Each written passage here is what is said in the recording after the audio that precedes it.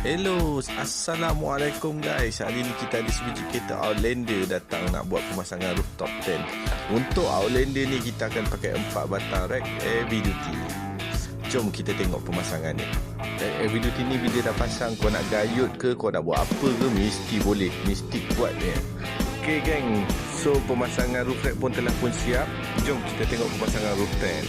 Untuk rooftop tent ni, dia punya material kain dia kita pakai 120 G canvas dengan jahitan 10,000 mm, waterproof geng. So kalau korang tak tahu apa tu 10,000 mm, korang boleh google.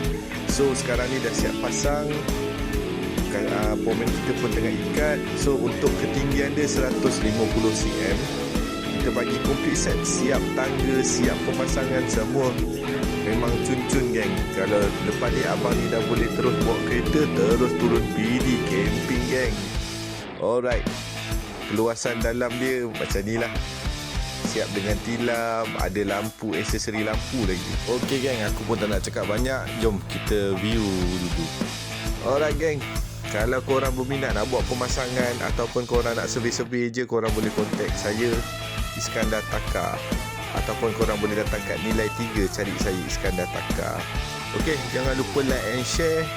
Kalau ada apa-apa soalan, boleh komen di ruangan komen kami. Thank you. Ciao.